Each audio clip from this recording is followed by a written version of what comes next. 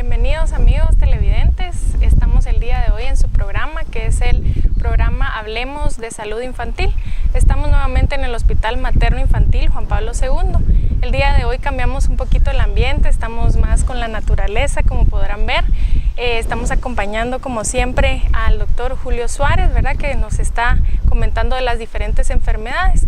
El día de hoy vamos a comentar una enfermedad que se ha creado de moda prácticamente en nuestro ámbito, tanto de médicos como de ustedes que podrán tener algunas dudas. Esta enfermedad se llama de la fiebre Zika y como ustedes bien lo saben, ¿verdad? Han habido diferentes comentarios respecto a esta y por eso el doctor Suárez nos va a hablar el día de hoy. ¿Qué nos puede hablar sobre la fiebre Zika, doctor? Pues antes de empezar, gracias a la doctora Carla Gutiérrez, ella está con nosotros, ella es pediatra egresada de nuestro programa del posgrado de pediatría de este hospital. Así es que gracias por estar con nosotros, ayudándonos también al programa. Como tú lo estabas diciendo, Carlita, esta es una enfermedad que actualmente está muy en boga. La vemos en todas partes nosotros, en la televisión, en el radio, en la prensa libre. Y es una enfermedad que siempre que sale algo nuevo preocupa mucho. Así como cuando tuvimos el dengue y que se disparó la noticia de que habían tantos casos de dengue y que el dengue hemorrágico y que el choque por dengue y mortalidad y todo. Luego siguió la enfermedad de chikungunya, ¿verdad? Y que también ya tratamos los dos temas en este programa. Y ahora viene una nueva enfermedad que es Zika. De hecho, ya lo habíamos mencionado también en otras ocasiones cuando hablábamos de dengue y chikungunya, porque es una enfermedad muy parecida. Esta es una enfermedad que actualmente está preocupando mucho a la gente, sobre todo en países sudamericanos como por ejemplo Brasil, debido a que hay madres que han tenido hijos que son microcéfalos. Esto quiere decir que el tamaño de la cabeza del niño es menor que el tamaño normal. Y esto lo han relacionado con la enfermedad de Zika en la mamá durante el embarazo, sobre todo en el primer trimestre del embarazo. Entonces, por eso es muy preocupante. Una mamá, por ejemplo, si usted está embarazada y usted tiene durante el embarazo alguna enfermedad con fiebre, le brota una erupción, usted se va a preocupar mucho porque va a decir, bueno, tendré enfermedad de Zika, fiebre Zika, tendré el virus Zika. ¿Qué probabilidades hay? Por eso es que realmente tratamos este día de hacer el programa sobre este tema. Entonces, la fiebre Zika en general o la enfermedad de Zika es una enfermedad de transmisión a través nuevamente de un mosquito. Nosotros en medicina hablamos de un mosquito, en términos de la mayoría hablamos de un zancudo. Pero el término es mosquito realmente, y este es el mismo mosquito que transmite el virus del dengue y el virus de la chikungunya y otras enfermedades como que no tenemos aquí en Guatemala, la fiebre amarilla, la enfermedad del Nilo Occidental, que otras enfermedades transmite el mismo mosquito, también la encefalitis japonesa, o sea que muchas otras enfermedades, pero sí está en las Américas. Inició en Asia y en las islas del Pacífico y en África, pero ha sido un virus que ha venido hacia acá. No es autóctono, digamos, de nuestros países, pero sí lo tenemos ha aumentado en frecuencia, incluyendo Guatemala. En Guatemala se han detectado casos. Sí, ¿verdad, doctor? Y como usted mencionaba, entender un poquito en cuanto a la transmisión de la enfermedad, porque la mayoría de personas entiende como el virus lo podemos transmitir únicamente al tener el contacto. No sabemos si a través de un estornudo, a través de la tos, ¿verdad? Que puede ser otro de los sintomatología, pero específicamente a través, como decía el doctor, tiene que haber el contacto con un mosquito y la transmisión, ¿verdad? Coméntenos un poquito más en cuanto a la transmisión. Sí, es bien importante, porque después cuando veamos medidas preventivas, vamos a tratar ya más a fondo cómo es que podemos nosotros evitar esta enfermedad. El mosquito, que es el famoso zancudo Aedes aegypti, principalmente porque hay otros tipos de Aedes que pueden transmitir también la enfermedad, es el famoso aquel zancudo de patas blancas, así se le llama en muchos lugares, el zancudo pata blanca. Porque ustedes matan un zancudo que ande por ahí volando y ustedes lo miran y miran que sus patitas tienen dos colores, parece cebra, negrita, blanco, negro, blanco, negro, blanco. Características del zancudito que pica en el día, a principios en la mañana y al atardecer.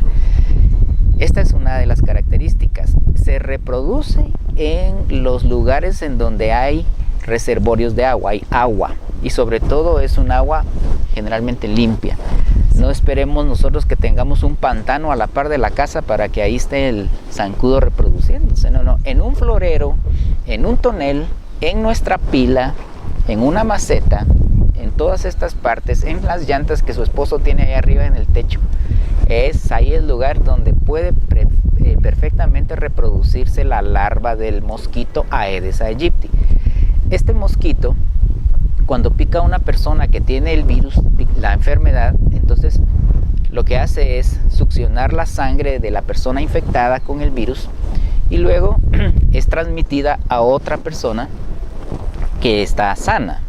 Pero cuando la pica, le inocula el virus que sacó de la persona enferma y entonces se lo pasó a la otra persona. O sea, la transmisión fue por medio de un vector. Términos que es bueno que ustedes vayan conociendo. Es bueno, no son términos solamente para nosotros, es un vector. Vector se le llama digamos, a un transmisor de las enfermedades, virus, bacterias, etc. Entonces, el vector, que es el Aedes aegypti, lo transmite a la persona que pica y entonces la persona desarrolla la enfermedad. No, como tú dices, puede ser transmitido de persona a persona. Si por ejemplo vivimos juntos, tosemos uno y le tose al otro, comemos en el mismo plato, tomamos en el mismo vaso, así no se transmite la enfermedad de Zika. ¿Verdad? Es por medio de un vector, Aedes aegypti, ese es el nombre. Sí, ¿verdad? Y eso es muy importante diferenciar en lo que es un agente, principalmente una bacteria de un virus. ¿Por qué? Porque la mayoría de procesos virales, como bien mencionaba el doctor, pueden generar la misma sintomatología. Entonces, ¿qué nos puede hablar acerca de los síntomas de esta enfermedad, doctor? ¿Se recuerdan ustedes, si han estado viendo nuestros programas, que hemos estado hablando de un periodo de incubación? El periodo de incubación, siempre lo hemos dicho, es el momento en donde la persona se infecta pero no desarrolla síntomas. Es la transmisión ahí a través de la sangre, reproducción del mosquito, hasta la aparición de los síntomas, que generalmente son de 2 a 12 días. Esto es así variable, todavía no tenemos un periodo de incubación exacto de decir, así como el sarampión, varicela, rubiola, todos esos que ya los han estudiado más. Pero se considera que es de 2 a 12 días. Luego de estos 2 a 12 días, entonces empiezan los síntomas. Los síntomas de la enfermedad de Zika o virus Zika son bastante parecidos a la enfermedad del dengue o a la chikungunya, porque pueden dar fiebre, pero no son tan altas como en caso de dengue o chikungunya. Puede también aparecer una erupción en la piel que se llama exantema, ¿verdad? O rash también se le puede decir. Y estas son ronchas o manchas rojizas que se pueden sentir levantaditas en todo el cuerpo, diseminadas. Y puede aparecer también malestar general y también un poco de dolor articular o un poco de dolor de huesos o de músculos. O sea, son muy parecidos los síntomas, pero la mayoría de las personas enfermas con enfermedades Zika no manifiestan síntomas. O sea, puede pasar completamente desapercibida la enfermedad, y sí tuvimos la enfermedad. Esa es una de las cosas que dice uno, bueno, gracias a Dios la enfermedad pues no nos da tan fuerte como por ejemplo en el caso de dengue.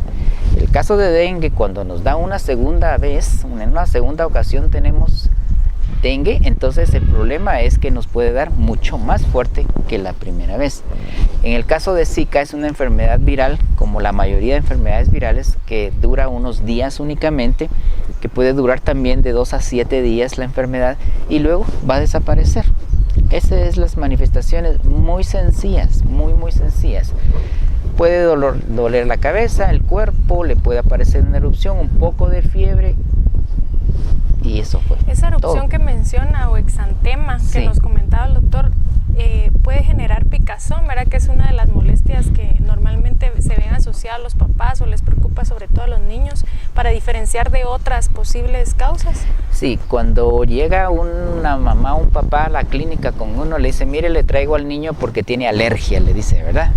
Que ese es un término muy específico para enfermedades propiamente de tipo alérgico, en donde participan ciertas células del cuerpo. Pero en el caso del dengue, chikungunya o zika no es una enfermedad alérgica. Esta es una enfermedad que se considera que el virus puede afectar directamente las células de la piel. Por vía sanguínea llegan hasta ahí y producen un proceso inflamatorio a ese nivel.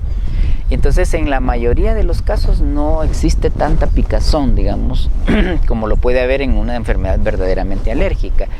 Puede ser que solamente tenga las manifestaciones, obviamente de repente puede ser que le pique, pero no es digamos, un signo importantísimo de decir esta enfermedad pica un montón. No, el niño puede estar tranquilo, solo le brota la enfermedad y está sin picazón o pururito, ¿verdad? Que es el término médico.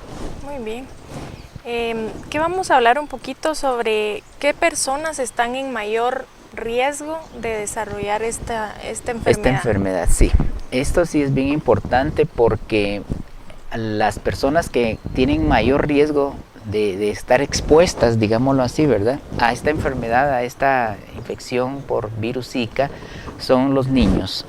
¿Por qué razón? Si nosotros como adultos, digamos, estamos viendo que nos anda rondando ahí un mosquito, un zancudo, entonces lo buscamos, lo matamos, echamos spray insecticida, pero un niño no, un niño está en su cuna, está dormido, y ese niño, a pesar de que llega un mosquito y lo pica, no se va a despertar, él no se va a defender, está expuesto. Entonces los niños están expuestos, los ancianos, por ejemplo, una persona enferma que no se puede levantar, que pasa mucho tiempo durmiendo, está más expuesta.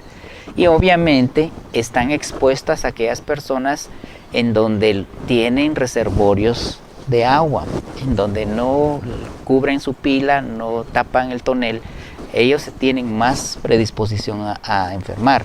Entonces esas son las personas que son más expuestas. Y el otro grupo, las personas embarazadas, ¿verdad? Las mujeres embarazadas por esta relación que hablé al principio de la microcefalia y la enfermedad de Zika, ¿verdad? Esos son los grupos más vulnerables para la enfermedad. Sí, ¿verdad? Más que hablar de sí el tratamiento, ¿verdad? Vamos a comentarlo después de unos comerciales, pero regresamos, nos va a hablar un poquito del tratamiento el doctor, así que regresamos. Muchas gracias.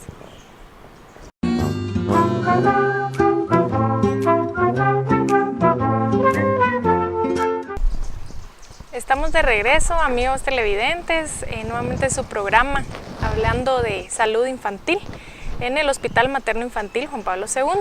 El día de hoy el doctor nos está acompañando respecto a la enfermedad de Zika. Estamos hablando un poquito de eso en cuanto a la sintomatología, que es un proceso viral que muchas veces confundimos con otros virus como por ejemplo el dengue y chikungunya.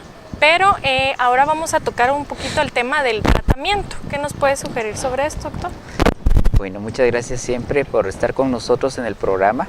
Espero que esté sirviéndoles para realmente poder informarse sobre enfermedades muy frecuentes, sobre todo en este caso, ¿verdad? Que estamos hablando, como tú lo dices, de algo que está ahorita en boga. El tratamiento, como la mayoría de infecciones virales, es un tratamiento que es únicamente sintomático, se llama. Nosotros le llamamos así. Lo he mencionado varias veces y lo voy a repetir porque es importantísimo que ustedes, por favor, papás, se den cuenta que la mayoría de infecciones en sus hijos son virus.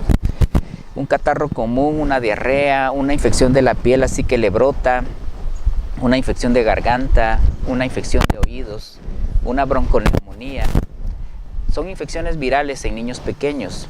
Entonces la mayoría de infecciones virales solo su tratamiento es aliviar síntomas, controlar la fiebre, mantener la hidratación, mejorar el estado general en el caso de los niños, también en el caso de los adultos, en la enfermedad que estamos hablando.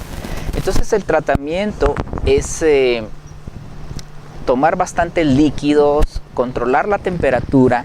Siempre nosotros recomendamos, y en este caso específico, también recomendamos el acetaminofén o el paracetamol, que son productos semejantes, para controlar los síntomas de la enfermedad.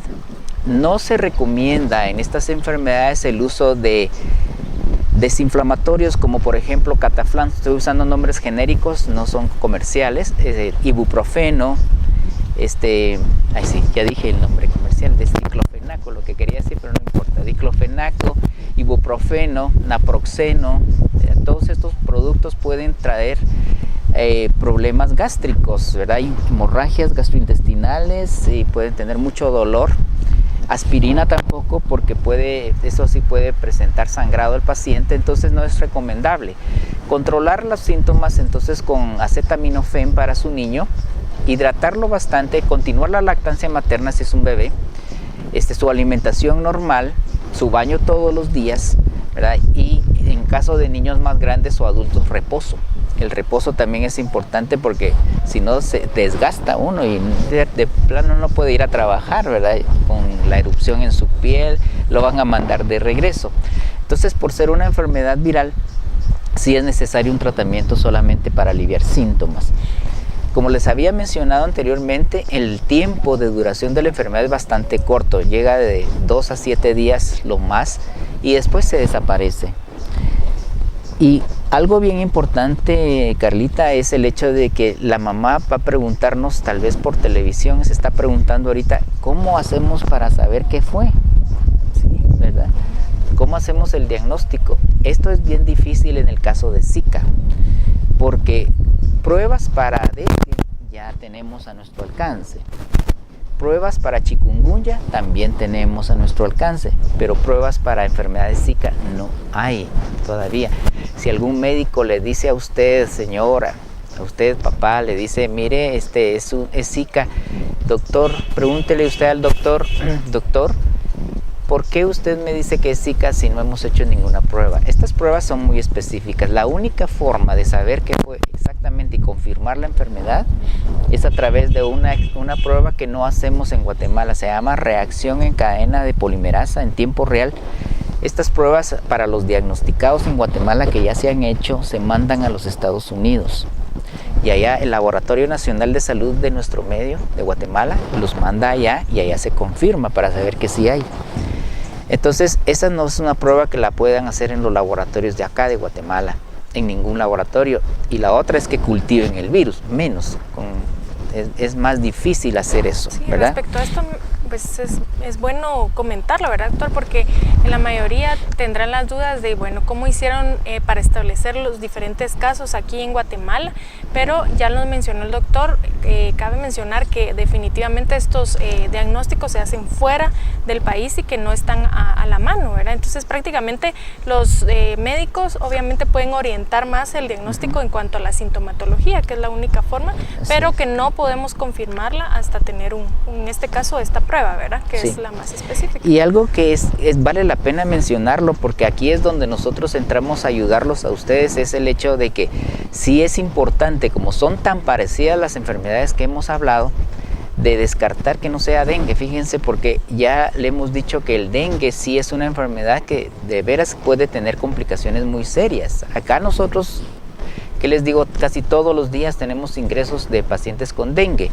Gracias a Dios con muy buenos resultados, porque estos niños necesitan tratamiento con soluciones debido a que ellos sí pueden hacer un choque, ¿verdad? Por dengue. Entonces el dengue, como es una enfermedad que repite, entonces sí puede tener problemas después de complicaciones, pero no así chikungunya, que la complicación más común que da es que te da mucho dolor articular y después puede quedar meses el paciente con mucho dolor de las articulaciones, que después trata de levantar un vaso y se le cae, no se puede encuclillar porque no se levanta, o sea, duele mucho, pero de ahí no pasa. Y el fiebre Zika, entonces esta es una enfermedad viral que es muy fácil de tratar porque es sintomático y pasa sin mayores complicaciones. Muy bien, doctor. Respecto a las complicaciones que podemos tener, ¿cuáles podrían ser en este caso? En el caso de la enfermedad del recién lo acabo de decir, las complicaciones son muy pocas. Solamente malestar general, que no son complicaciones, eso es parte de los síntomas de la enfermedad. Y que las complicaciones actualmente, que es lo que más se escucha, se ha asociado a madres embarazadas. Es es lo que más se asocia. Tal vez no había mencionado que está en estudio también, todas estas cosas como son tan nuevas están en estudio. Este es un virus emergente, así se llama. Un virus emergente es aquel que no había estado, digamos, en un lugar, en un continente como el americano. Es un virus del viejo continente. Entonces, no sabemos muchas cosas de él y se está estudiando. Hasta actualmente hay brotes de este virus, a pesar de que desde 1948 fue el primer año, 47 fue el primer año que se encontró en macacos, en monos. Pero hasta ahora han habido brotes. Entonces no se ha estudiado mucho, pero se está asociando a la transmisión también por relación sexual. Pareciera ser que se ha encontrado el virus en el semen, digamos, de los hombres. Entonces se cree que esta es una forma de contaminación, pero la hematógena quiere decir que si el mosquito pica a la mamá embarazada en el primer trimestre y le da la enfermedad, puede ser que le transmita vía transplacentaria a su bebé y pueda tener algunas complicaciones entonces, como la microcefalia, que fue la que hablamos antes. El niño microcéfalo pues obviamente va a tener un cerebro más pequeño, ese es el problema del niño con microcefalia, y entonces sus funciones cognitivas, sus funciones motoras, de lenguaje, de relación social, van a verse afectadas. Y ahí es donde viene el problema del tratamiento ya en un niño microcéfalo, ¿verdad? Pero esa es la complicación que diría yo es la más temida en estos momentos. Claro. Bueno, respecto a, ya nos habló el doctor del tratamiento, ¿verdad? Que es bastante importante, pero aquí más que hablar del tratamiento, las complicaciones, creo que las medidas preventivas, ¿verdad, doctor? Entonces, ¿qué nos puede mencionar respecto a estas medidas? Sí, y con esto sí quisiera yo enfatizar mucho, porque la prevención es lo más importante en la medicina. La medicina preventiva salva muchas vidas, la vacunación, lactancia materna, control de embarazo, eso es lo más importante. La prevención, ya también lo dije, cómo se transmite, cómo se reproduce, digamos, el mosquito, es a través de la multiplicación de las larvas en agua limpia. Yo he visto que hay, por ejemplo, floreros o macetas que echan el agua y tiene un recipiente abajo que colecta el agua que sobra.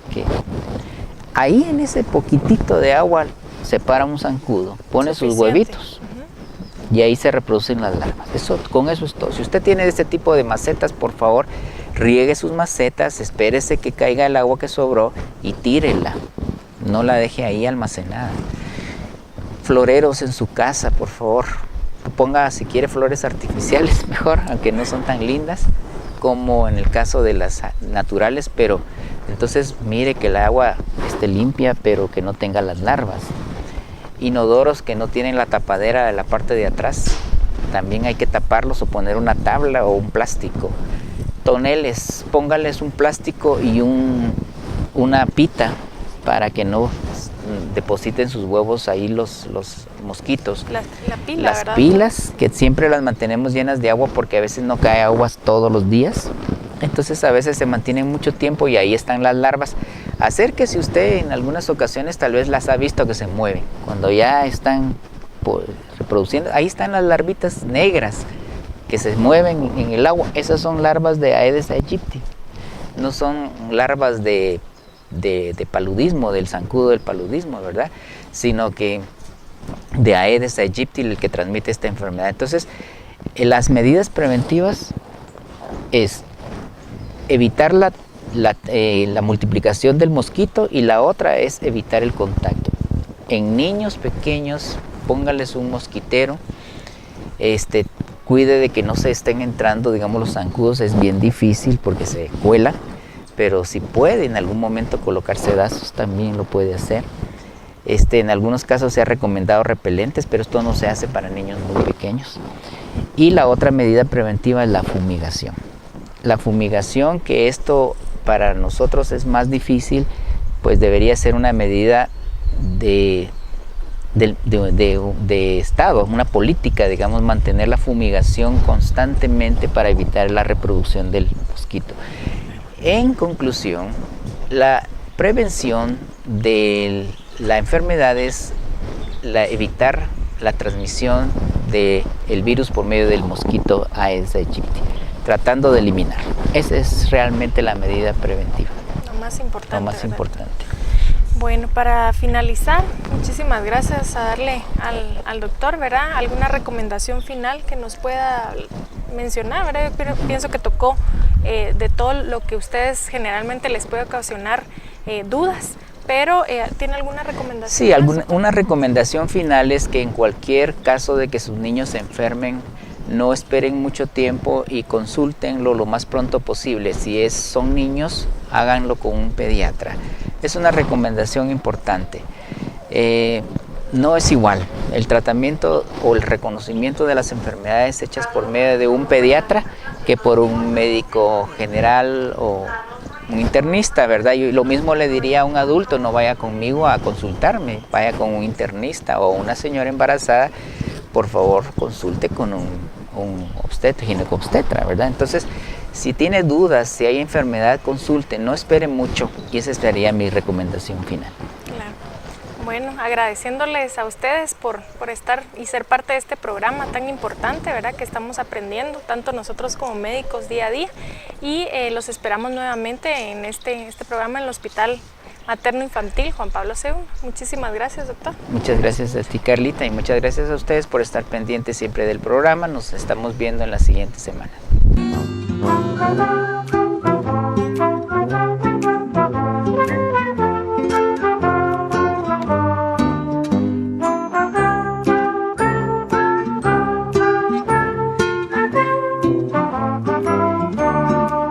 Un barquito de cáscara de nuez adornado con velas de papel.